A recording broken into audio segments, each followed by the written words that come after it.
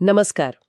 आज आपण remote sensing म्हणजे RS, GIS आणि भूशास्त्रीय अभ्यास याबद्दल बोलणार आहोत.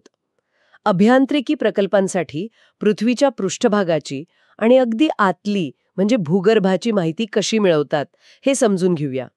आपलं उद्दिष्ट आहे की ही जी वेगवेगळी तंत्रज्ञानं आहेत, दुरून माहिती घेणं, नकाशांवर विश्लेषण करणं, जमिनीखाली तपासणं, ती एकत्र कशी काम करतात हे पाहणं. चला याचा जरा सखोल आढावा घेऊया. सुरुवात RS पासून करू. रिमोट सेन्सिंग म्हणजे स्पर्श न करता माहिती मिळवणं. सॅटेलाइट किंवा विमानातून वगैरे. यात ऊर्जा स्रोत, मग वातावरणातून प्रवास, लक्ष्याशी संपर्क, सेन्सरनी नोंद घेणं, मग डेटा प्रक्रिया आणि विश्लेषण असे टप्पे असतात, बरोबर? हो, अगदी. आणि यात पॅसिव्ह आणि ॲक्टिव्ह असे दोन मुख्य प्रकार आहेत. पॅसिव्ह म्हणजे सूर्याच्या ऊर्जेवर अवलंबून असणारे, जसा आपला साधा कॅमेरा. आणि ॲक्टिव्ह सेन्सर स्वतः ऊर्जा पाठवतात, म्हणजे रडार किंवा लिडार सारखे. याचा मोठा फायदा काय? तर ते रात्री किंवा ढगाळ वातावरणातही काम करू शकतात. विचार करा, पूरस्थितीचं मूल्यांकन करायचंय रात्री. हो, बरोबर. किंवा एखाद्या धरणावर लक्ष ठेवायचं असेल का? अगदी. आणि यात तो इलेक्ट्रोमॅग्नेटिक स्पेक्ट्रम पण महत्वाचा असतो ना, म्हणजे वेगवेगळे रंग वगैरे. हो, व्हिजिबल स्पेक्ट्रम, निळा, हिरवा, लाल हे आपण नेहमी वापरतो.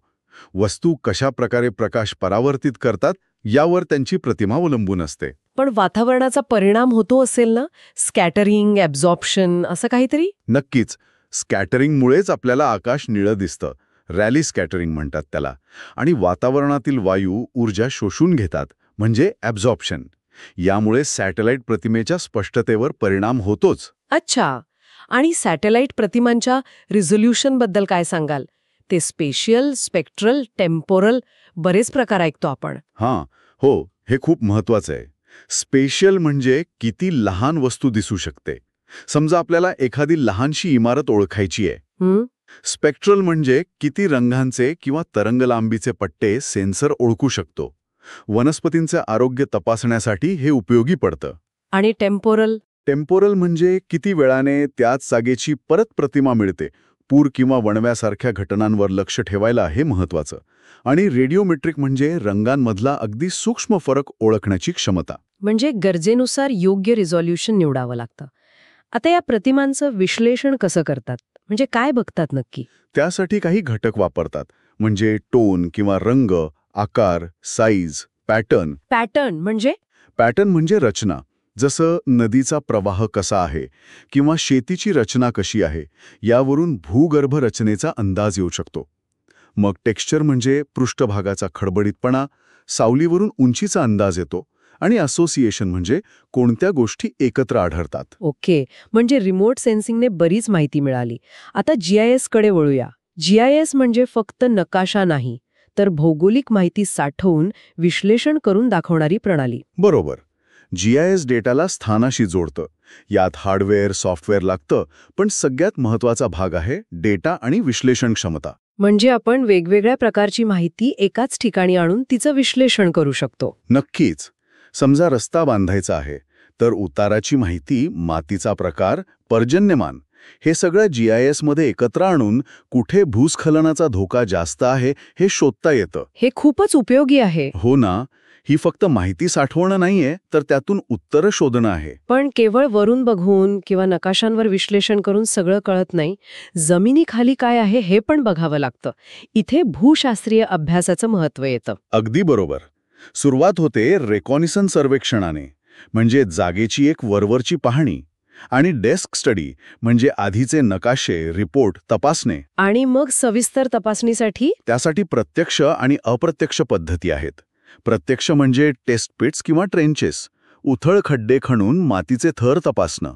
आणि खोलवरच्या माहितीसाठी ड्रिलिंग किंवा बोरिंग करावं लागतं. यातून खडकाचे नमुने मिळतात, ज्याला कोर म्हणतात. या कोर तपासणीतून काय कळतं? खडकाचा प्रकार, त्याची रचना, भेगा आहेत का, आणि सगळ्यात महत्त्वाचं म्हणजे RQD, rock quality designation. RQD? हो, RQD म्हणजे खडक किती सलग आणि मजबूत आहे याचा एक निर्देशांक.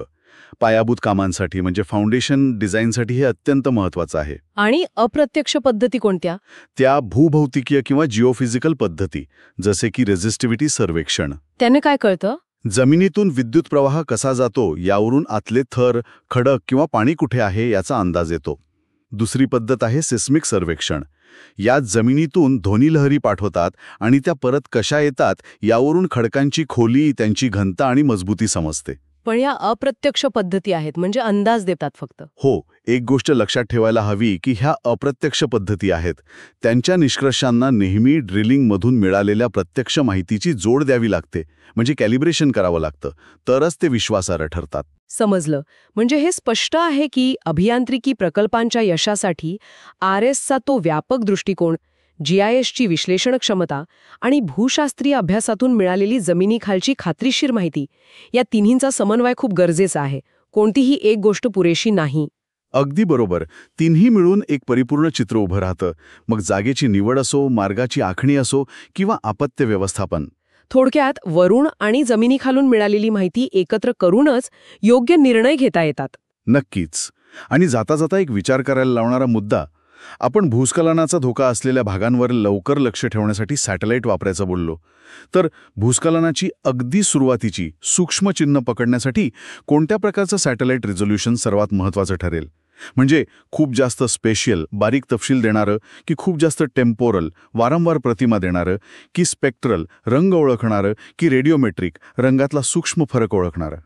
आणि का? खरंच विचार करण्यासारखा प्रश्न आहे. यामुळे तंत्रज्ञान निवडताना नेमक्या गरजेचा विचार करायला मदत होईल.